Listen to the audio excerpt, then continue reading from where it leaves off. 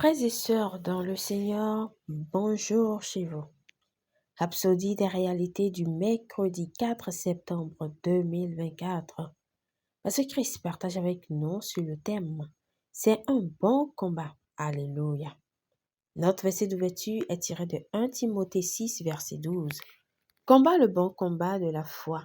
Saisis la vie éternelle à laquelle tu as été appelé et pour laquelle tu as fait une belle confession en présence d'un grand nombre de témoins. Gloire à Dieu. Que vous le sachiez ou non, en tant que chrétien, vous vous battez. Certaines personnes n'aiment pas entendre cela parce qu'elles ne sont pas prêtes à se battre. Elles espèrent plutôt que les choses se mettront en place d'une manière ou d'une autre. Non, vous devez vous battre. Pourquoi? Parce qu'il y a un adversaire qui s'efforce de faire en sorte que les choses ne se mettent pas en place pour vous. Alléluia. Comprenez que le monde est hostile à votre foi. Il est hostile au royaume de Dieu.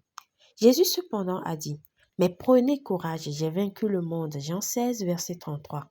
Nous n'essayons donc pas de vaincre le monde. Nous l'avons déjà vaincu en Jésus-Christ et nous le maintenons dans cette position grâce à notre foi. La Bible dit que notre foi est la victoire qui triomphe du monde.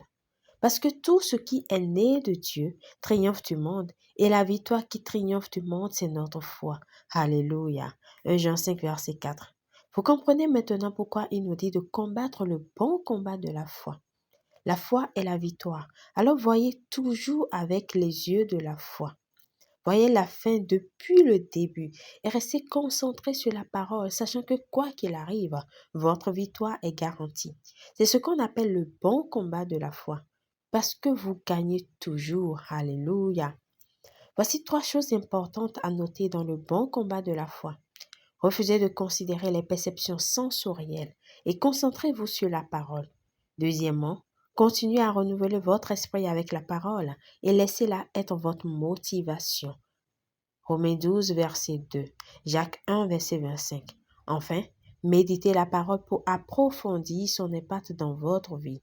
Josué 1, verset 8, Alléluia. Prière. Cher Père, je te remercie pour la victoire que tu m'as donnée en Jésus-Christ. Je reste fermement dans l'autorité que tu m'as donnée, sachant qu'aucune âme forgée contre moi ne prospérera. Merci pour la vie de Dieu en moi qui agit dans chaque fibre de mon être. Je suis victorieux dans toutes les situations au nom de Jésus. Amen.